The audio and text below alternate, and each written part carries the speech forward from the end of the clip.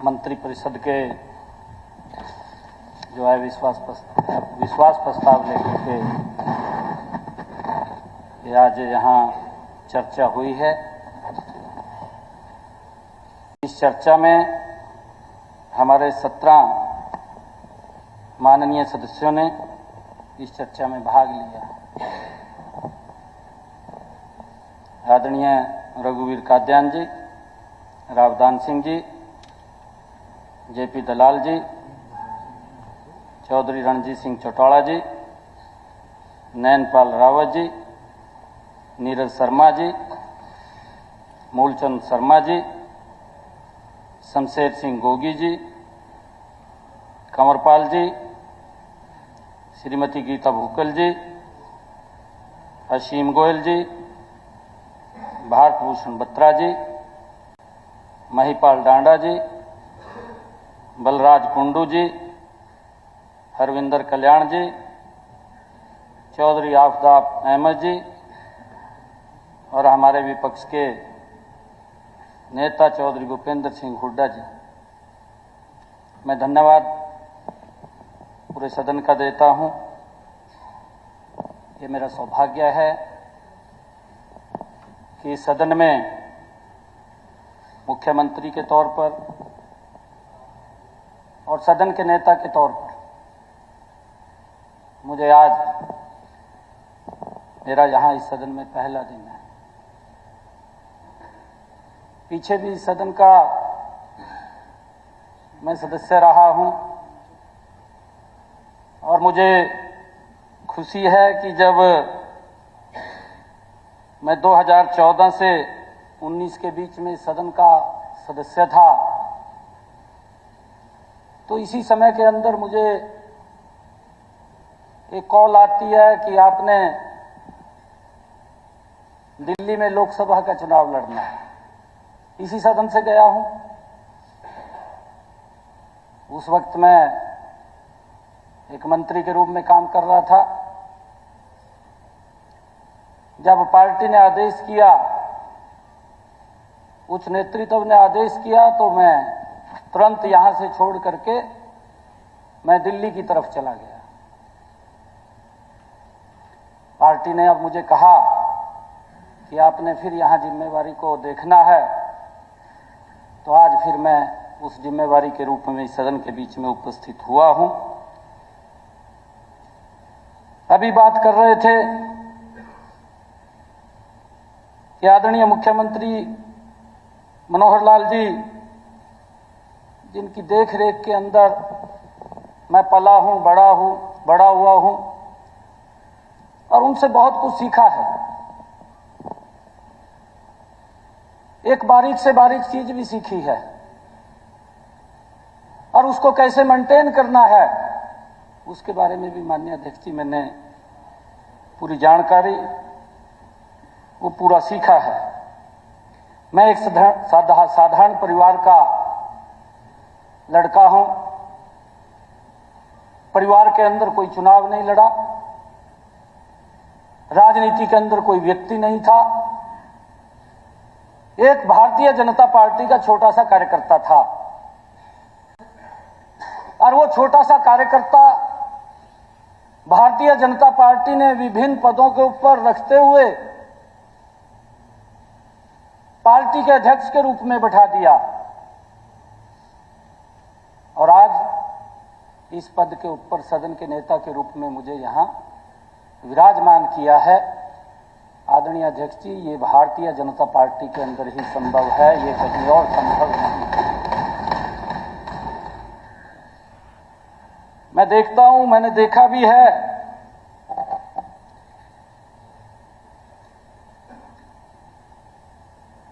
मैं धन्यवाद करता हूं हमारे प्रदेश के यशस्वी मुख्यमंत्री मनोहर लाल जी, जिनके नेतृत्व में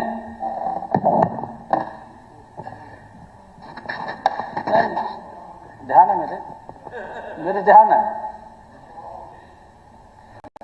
जिनके नेतृत्व में प्रदेश ने गुड गवर्नेंस का एक उदाहरण प्रस्तुत पूरे देश के अंदर किया है। प्रदेश को एक नई दिशा देने का काम 10 वर्षों के अंदर, 9.5 वर्षों के अंदर मनोहर लाल जी की सरकार ने किया है। गजब के काम किए हैं। और मैं तो उस परिवार का सदस्य हूं, माननीय अध्यक्ष जी, जिसने स्वयं हाथ से खेत में से पशुओं का चारा काट करके सर के ऊपर गठरी रख करके पशुओं को लेकर के आने का काम किया है। मैं उस धान परिवार का बच्चा हूं।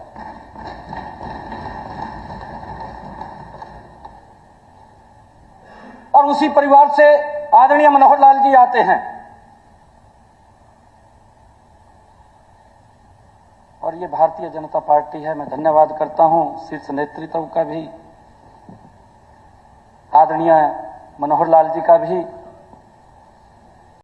कि जिन्होंने एक ऐसी जिम्मेवारी के ऊपर, प्रमुख जिम्मेवारी के ऊपर बैठाया है। नहीं तो निर्णय करना कठिन हो जाता है आदरणीय अध्यक्ष जी कि मुख्यमंत्री के बाद कौन बनेगा। परिवार की तरफ सोचते हैं कि अगर कहीं जाना पड़ गया तो मेरा बेटा बनेगा। परंतु माननीय अध्यक्ष जी, ये भारतीय जनता पार्टी है। इस मुख्यमंत्री ने अपने एक छोटे से कार्यकर्ता को ये जिम्मेवारी सौंपी है। मैं मनोहर लाल जी का धन्यवाद करता हूं।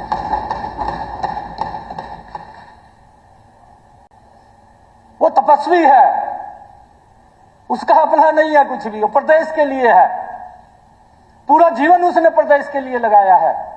मुझे खुशी है, राज नहीं फकीर है, मनोहर लाल जी देश की तकदीर है। इन 9.5 वर्षों में जो मनोहर लाल जी की सोच रही है, ईमानदारी की सोच रही है।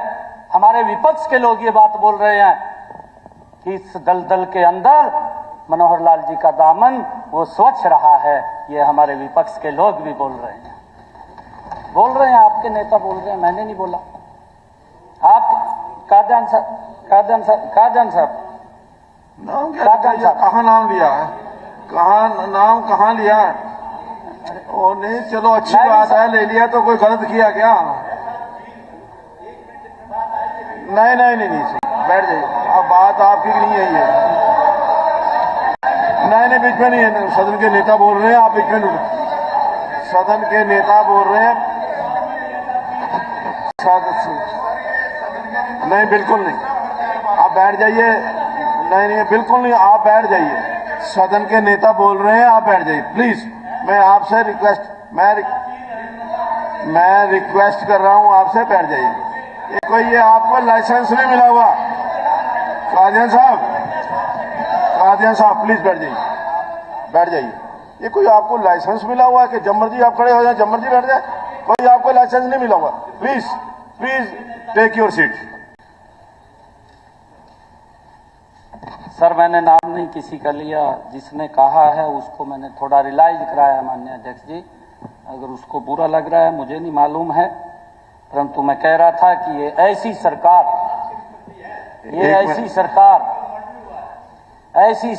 इन 9.5 वर्षों के अंदर मनोहर लाल जी के नेतृत्व में चली, जिसकी सोच वो ईमानदार है और जिसका काम वो दमदार है।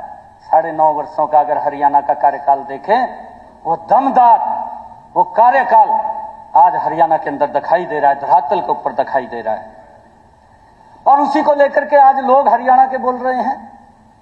ये हम नहीं बोल रहे, ये हरियाणा प्रदेश और देश के लोग बोल रहे हैं। जब सोच ईमानदार है और जब काम दमदार है, तो आज लोग बोल रहे हैं फिर एक बार मोदी सरकार, भाजपा सरकार, ये लोग फिर बोल रहे हैं।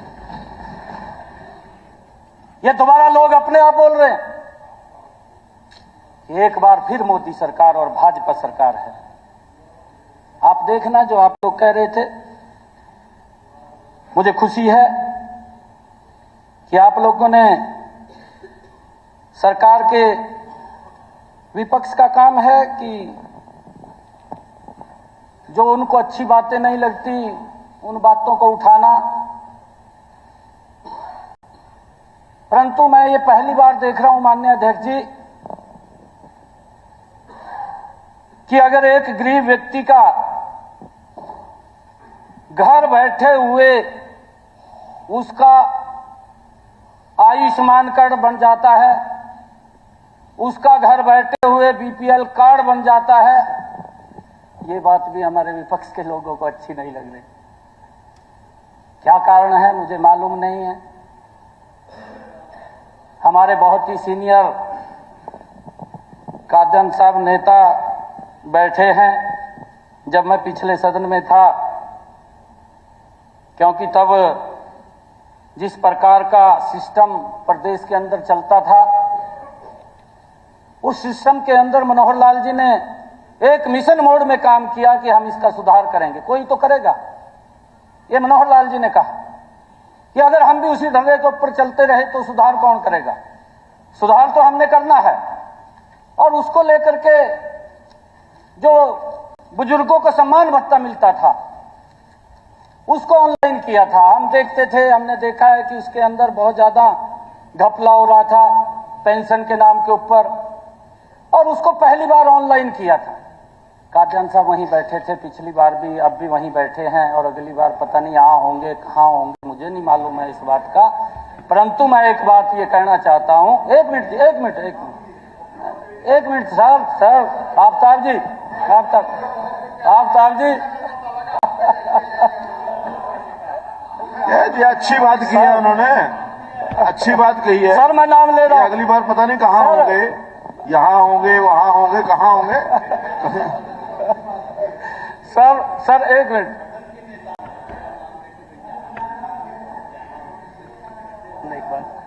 तो सदन के नेता ने ये बात कही कि भाई 2014 में थे आप, साथ दो आपके साथ था, साथ थे आप लंबे समय तक इस सदन के सदस्य रहे हैं। पिछली बार भी यहाँ थे, अगली बार पता नहीं कहाँ होंगे। लेकिन स्पीकर सर जैसा सदन का नेता विश्वास मत ले आए थे और उस पर स्पीचेज हुई हैं, लेकिन इस तरह से जो इन्होंने अपने भाषण को पॉलिटिसाइज कर दिया सारा। उनका अधिकार है, जब इस्तेमाल कर रहे हो आप तो पॉलिटिसाइज नहीं होना चाहिए। क्या नहीं होना चाहिए? पॉलिटिसाइज करके जैसे इन्होंने कहा कि ये कहाँ होंगे, अगली बार हरियाणा की जनता हमें यहाँ बिठाने का काम करेगी, मैं कहना चाहता हूँ। ठीक, यहाँ बैठेंगे। ठीक, चलो ये तो आपका तो टेम्परेरी हेडक्वार्टर है जी, अभी तो जहाँ है वहीं बैठ जाओ। हाँ जी, आपका टेम्परेरी हेडक्वार्टर है सीएम साहब। माननीय अध्यक्ष जी, क्योंकि हमारे बहुत ही सीनियर नेता हैं और लगातार इस सदन के सदस्य हैं, लगातार इस सदन के माननीय सदस्य हैं, क्योंकि मैंने जो देखा है मैं वो बात कर रहा हूं, इन्हीं के मुख से सुना। मैंने नाम इसलिए लिया, मैं नाम नहीं लूं था, मुझे भी मालूम है। मैं नाम इसलिए ले रहा हूं कि जब उस पेंशन का सुधार आदरणीय मुख्यमंत्री जी ने, मनोहर लाल जी ने किया था, तो वहीं पर हमारे नेता ये खड़े होकर के बोलते थे कि किसी के नाम के अंदर जब ऑनलाइन हुआ उसके नाम में कहीं गलती थी, उसके कारण से उसकी पेंशन नहीं पहुंच पा रही समय के ऊपर, तो दिक्कतें थी थोड़ी, उसके अंदर सुधार किया गया और लगभग 1-2 महीना लगा उस सुधार करने के अंदर। उस बीच में सेशन था, हमारे कादयान साहब यहीं से, इसी सदन से बोल रहे थे कि बुजुर्ग आज पेंशन के लिए कहा, ऐसे करके देखता है कब आएगी कब नहीं आएगी। कादयान साहब, ये मनोहर लाल जी ने जो सिस्टम बनाया है आदरणीय अध्यक्ष जी, कि आज हमारा बुजुर्ग 3000 रुपये पेंशन तो मनोहर लाल जी ने दी है बुजुर्ग को, और उसकी छत के ऊपर पंखा भी नहीं रुकता, वो भी चलता रहता, उसको गर्मी में कहीं लाइन में खड़ा नहीं होना पड़ता, उसको इंतजार भी नहीं करनी पड़ती कि उसकी पेंशन कब आएगी। उसकी पेंशन तुरंत उसके खाते के अंदर पहुंचाने का काम इसी पोर्टल के माध्यम से ये मनोहर लाल जी ने किया है। ये सिस्टम बनाया है, गजब का सिस्टम बनाया है। और मैंने कहा है कि आप लोग कह रहे हैं कि ये पोर्टल, अरे जितना काम मनोहर लाल जी ने इसके माध्यम से लोगों को सुविधा दी है, चाहे सीएम इंडो की बात कर लीजिए, होता है माननीय अध्यक्ष जी, कई लोग होते हैं किसी के साथ जेलस होती है, उस जेलस के कारण उसकी एप्लीकेशन लगा देते हैं, उसको सफर करना पड़ता है, उसको घूमना पड़ता है। परंतु जो सीएम इंडो के माध्यम से घर बैठे हुए व्यक्ति को न्याय मिला है, ये पहली बार है कि मनोहर लाल जी की सरकार के अंदर दूर दराज बैठे व्यक्ति के जिसकी कोई अप्रोच भी नहीं होती थी, कोई सोच भी नहीं सकता था कि थाने में जाकर के मेरी कोई बात सुन लेगा, उस व्यक्ति को भी अगर उसके साथ अन्याय हुआ है, उस अन्याय को भी सुनने का काम मनोहर लाल जी ने सीएम विंडो के माध्यम से किया है। और इसके आंकड़े भी है, हम आपको बता सकते हैं। कोई भी माननीय सदस्य अगर उन आंकड़ों को लेना चाहे, कितनी एप्लीकेशन आए, कितने लोगों को न्याय मिला है, वो विद आंकड़ों के साथ आप लोगों को हम प्रेषित कर सकते हैं, बता सकते हैं। ये गुड गवर्नेंस का उदाहरण है। अगर बेटियों की बात आती है, आदरणीय प्रधानमंत्री जी, मुझे ध्यान में है कि 2015 में हरियाणा के अंदर आए थे। आदरणीय अनिल विज जी बैठे हैं लगातार, तब भी स्वास्थ्य मंत्री थे, अब भी स्वास्थ्य मंत्री हैं, चिंता न करो। आदरणीय प्रधानमंत्री जी आए थे, हमें भी चिंता हुई थी माननीय अध्यक्ष जी कि उन्होंने हरियाणा को क्यों चुना, और जब उसके पीछे की कहानी को देखा, वो बड़ी भयानक कहानी थी, एक कुरीति थी। आदरणीय प्रधानमंत्री नरेंद्र मोदी जी के आने से उस कृति को तो समाप्त हुई है, परंतु लाखों बेटियों को भी जीवन दान मिला है, लाखों बेटियों को जीवन दान मिला है माननीय अध्यक्ष जी। और खाली वो बेटी बचाओ बेटी पढ़ाओ नहीं था, जिसका इन लोगों ने मजाक भी किया था। मनोहर लाल जी ने संकल्प के रूप में उसको ऊपर काम किया है। हमारे अनिल विज साहब ने संकल्प लेकर के काम किया है कि हमने इस कुरीति को समाप्त करना है, और उस कुरीति को समाप्त किया है। मुझे ध्यान में है, आज आप उसकी रेसोबी 2014 से पहले के और आज 2024 के अंदर हम खड़े हैं, आप उसकी रेसोबी आप बाइफरकेट कर लेंगे कि उसके अंदर कितनी बेटियों को आज जीवन दान मिला है। मुझे इस बात की भी खुशी है कि वो बेटी बचाओ बेटी पढ़ाओ नहीं था। मनोहर लाल जी की पीड़ा को हम समझते थे। मनोहर लाल जी ने कहा कि हमारी बेटियों को 20 किलोमीटर से ज्यादा दूर ना जाना पड़े पढ़ने के लिए, क्योंकि ग्रामीण क्षेत्र के अंदर मैं देखता हूं मां बाप अपनी बेटियों को दूर नहीं भेजता पढ़ने के लिए, दिखते हैं ग्रामीण क्षेत्र के अंदर। परंतु ये मनोहर लाल जी की ही सरकार थी जिसने एक मिशन मोड के अंदर काम किया और एक बात कही कि हर 20 किलोमीटर के ऊपर एक कॉलेज खड़ा हो जाएगा, और वो खड़ा हो गया माननीय अध्यक्ष जी। 9.5 वर्षों के अंदर वो कॉलेज खड़ा हो गया, और आज बेटियों को हजारों की संख्या में हमारी बेटियां उसके अंदर पढ़ाई भी कर रही हैं और आज अच्छी शिक्षा भी ले रही हैं।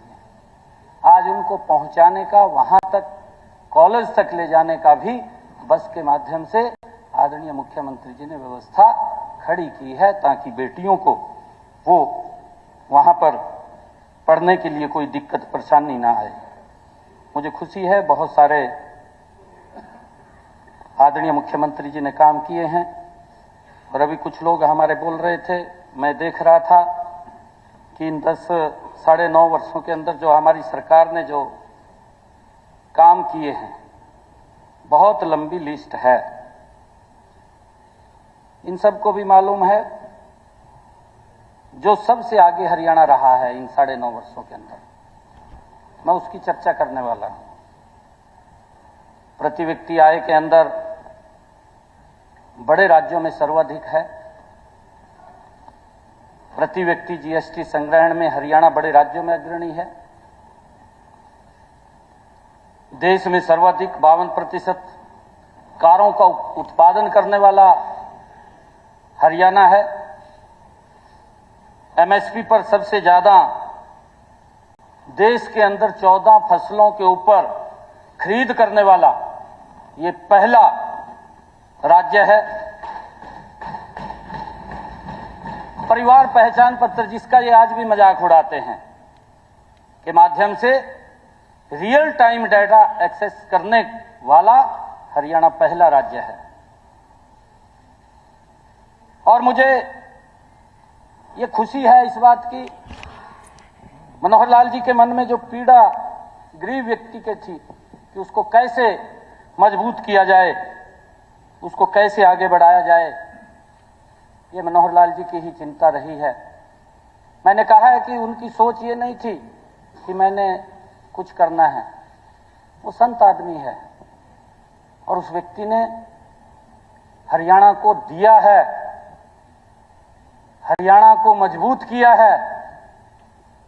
ऐसा व्यक्ति है और उसी की ये सोच थी कि जो हमारे बीपीएल परिवार थे कि उनकी आय 1,80,000 रुपये करके उन तक सारी सुविधाएं पहुंचाने का काम माननीय अध्यक्ष जी इन्हीं 10 वर्षों के अंदर वो मनोहर लाल जी की सरकार ने ही किया था।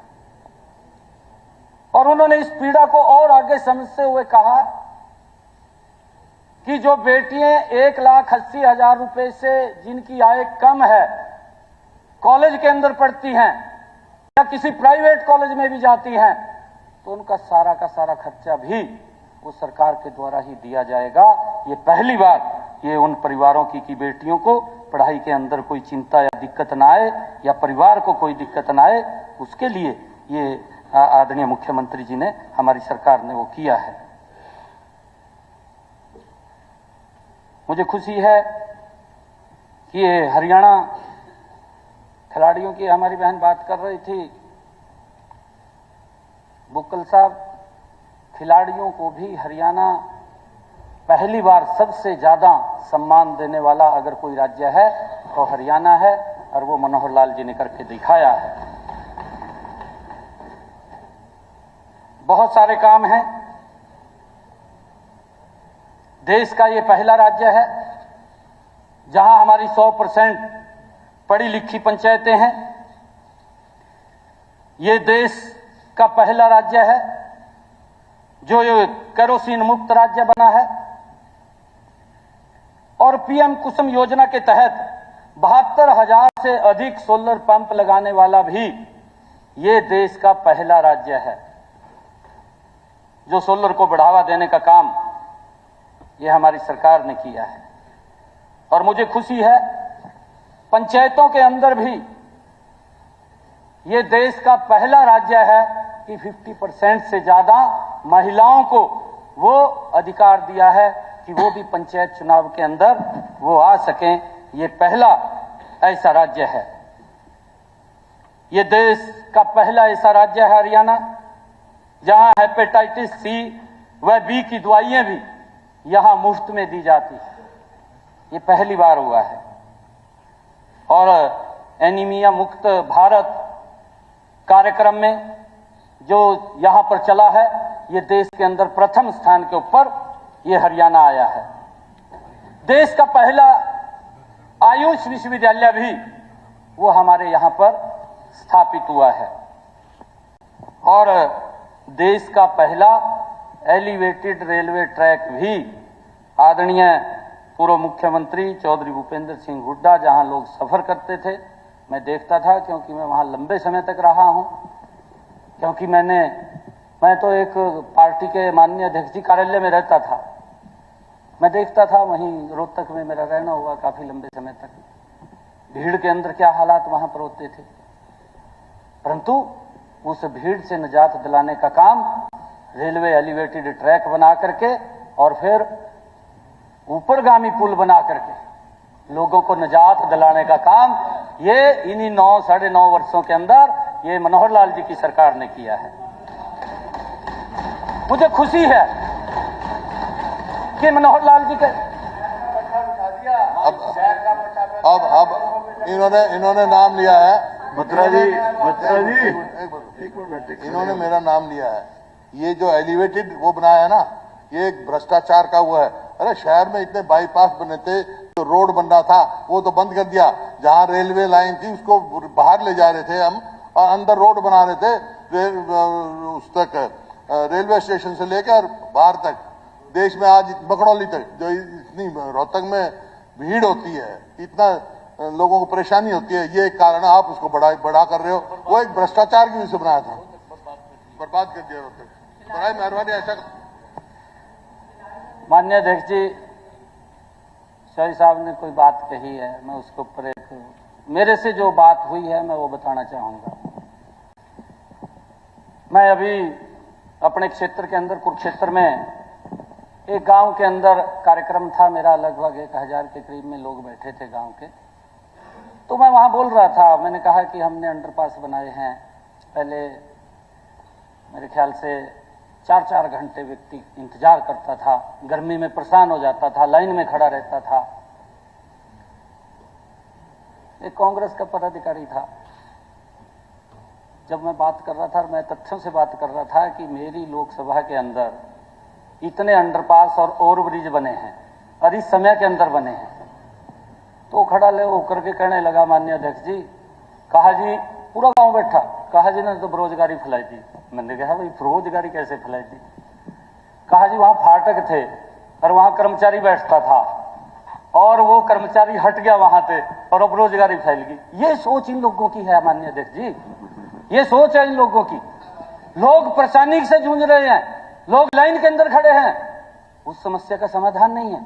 उस समस्या का समाधान अगर किसी ने किया, गीता जी मैं आपके अभी जाके आया था, मैं आपको बता रहा हूं, आप जल्दी मैं एक मिनट गीता जी एक मिनट गीता जी, नहीं मैं बता रहा हूं सर, नहीं ये सच्चाई बात है, मैं इसके अंदर कोई झूठ नहीं बोल रहा हूं, ये एक्चुअल बोल रहा हूं मैं ये एक्चुअल बोल रहा हूं, मैं कोई झूठ नहीं बोल रहा हूं। ये विजन भी है हमारा विजन भी है, हमारा विजन भी है। एक मिनट विजन भी आएगा। एक मिनट मुख्यमंत्री जी, माननीय सदस्यगण, आज सदन में श्री मनीष ग्रोवर जी, पूर्व मंत्री हरियाणा, अध्यक्ष दीर्घा में उपस्थित हैं। यह सदन उनका स्वागत करें। आप प्लीज। Thank you. इस प्रकार की सोच को लेकर के काम करते थे, परंतु आज लोगों के जीवन को सरल करने का काम, घर बैठे ही न्याय देने का काम, ये हमारी सरकार ने वो किया है। और बहुत सारे ऐसे काम हैं, बहुत सारे जो काम किए हैं, अगर उनको हम गणवाएं तो लंबा समय लग जाएगा। माननीय उपाध्यक्ष महोदय, क्योंकि मैं पहली बार आज इस सदन के अंदर आया हूं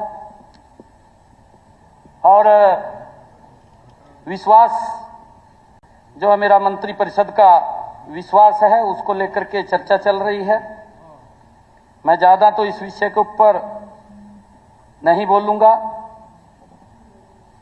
और आज इस महान सदन को मैं विश्वास भी ये लेकर के मैं ये कहना चाहूंगा कि हमने तुरंत पूरा के पूरे हमारे माननीय सभी सदस्य बैठे हैं कि तुरंत हमने कड़ी मेहनत से फिर हरियाणा प्रदेश के लोगों की सेवा के अंदर जुटना है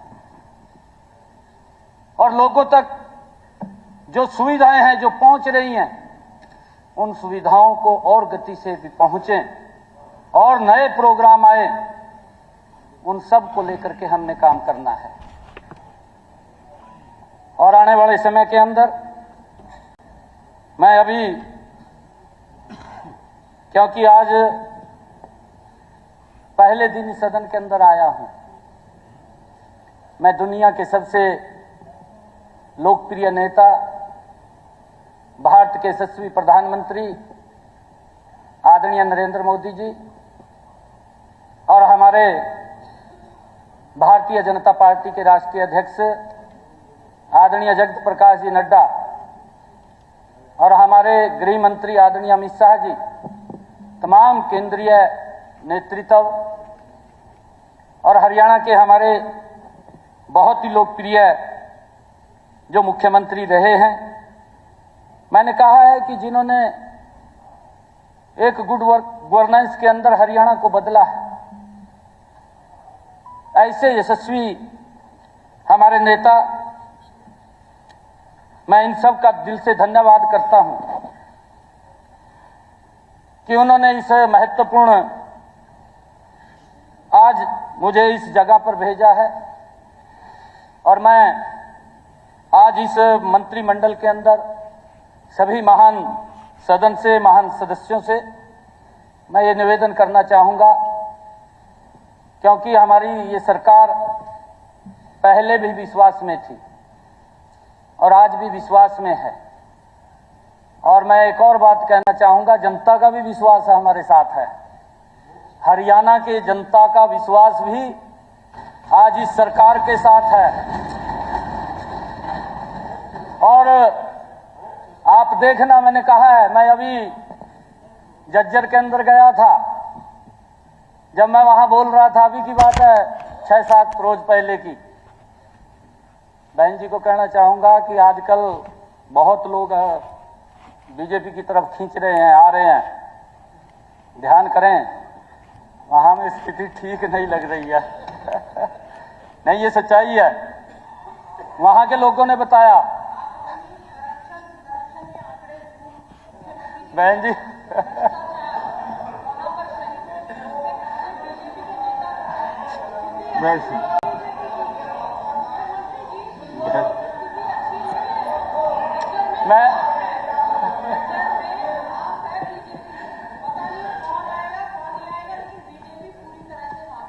नहीं, ये मैं सच्चाई बताई है बहन जी, लोगों की बात बता रहा हूं मैं अपनी तरफ से नहीं बोल रहा हूं।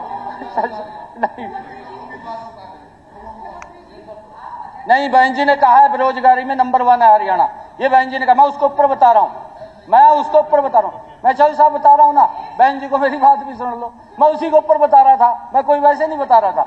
इन्होंने ये कहा है कि बेरोजगारी में नंबर 1 है, मैं तब बता रहा हूं।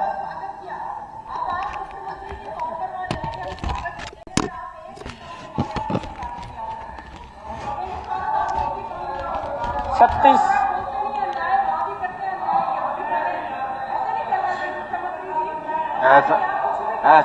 ऐसा नहीं है। जब बिना परमिशन के, जब बिना इजाजत के खड़े होगे तो खुलेगा नहीं। मान्य अध्यक्ष जी, पूछ करके खड़े होगा तो खुलेगा। आने खड़े हो, पूछ करके बात करो ना। बेरी कार्यक्रम करके आया हूं, वहां भी स्थिति खराब है। वहां भी स्थिति खराब है, मैं देख के आया हूं, मैं ग्राउंड पे रहा हूं।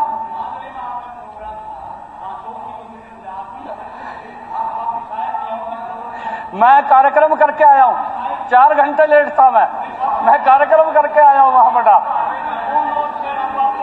4 घंटे लोगों ने इंतजार किया, मैं 4 घंटे लेट था।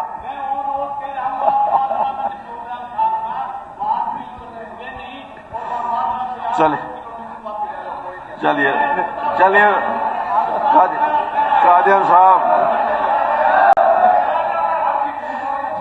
कादियान साहब प्लीज बैठ जाओ। चलिए माननीय अध्यक्ष जी, मुख्यमंत्री जी, नहीं, हमारे, मैंने कहा है कि बड़े सीनियर, मैं बड़ा सम्मान करता हूं और हमारे बुजुर्ग नेता हैं, इनका आशीर्वाद भी रहता है। और क्योंकि मैं 4 घंटे वहां लेट गया था, जिसकी बात करें, 4 घंटे के बाद भी जब मैं वहां गया, पूरा ग्राउंड फुल था, पूरा का पूरा ग्राउंड। बेरी की बात करें, मैंने तभी उसी बिहाफ के ऊपर कह रहा हूं कि मैं 4 घंटे लेट गया, तो आप भी चिंता कर लीजिए थोड़ी अपनी। परंतु माननीय अध्यक्ष जी, क्योंकि बहन जी ने बात कही है, मैं उस बात के ऊपर कह रहा हूं। जब मैं वहां पर आंकड़े दे रहा था, और उस दिन मेरे ख्याल से मैंने पूछा भी, हाथ भी खड़े करवाए मैंने लोगों के, काफी लोग थे, 2-2.5 हजार लोग थे जब मैं जज्जर में गया। 2-2.5 हजार लोग थे, मैंने ज्यादा नहीं कहा, जितने थे उतने में कह रहा हूं।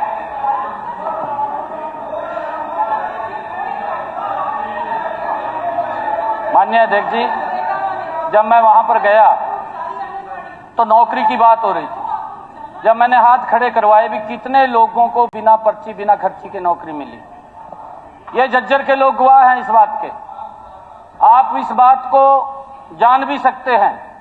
मेरे ख्याल से जो वहां लोग बैठे थे, 25-30 लोगों ने हाथ खड़ा किया भी, हमारे घर के अंदर नौकरी लगी है, बिना पर्ची के बिना खर्ची के लगी है। वहां पर हाथ खड़ा किया, मुझे खुशी हुई उस बात की। और फिर एक और बात कही आगे, हमारी बहन कह रही हैं कि क्या किया है। देखिए, जब ट्रांसपेरेंसी आती है, माननीय अध्यक्ष जी, अगर कोई ट्रांसपेरेंसी करता है, उसका उदाहरण भी प्रस्तुत होता है। बहन जी के घर के अंदर भी बिना पर्ची बिना खर्ची के रोजगार आया है, रोजगार आया, बिना पर्ची के आया है। नहीं, मेहरबानी नहीं है, कोई मेहरबानी नहीं है। नहीं, मैंने ट्रांसपेरेंसी की बात कही है, मैंने ट्रांसपेरेंसी की बात करी है। ये ट्रांसपेरेंसी की बात की है, कोई तरीका है, मैंने मेहरबानी करी है, मेहरबानी करी है, मैंने नहीं, अरे कोई तो नहीं, मैंने ट्रांसपेरेंसी की बात करो। अरे फैक्ट्री करना थैंक यू।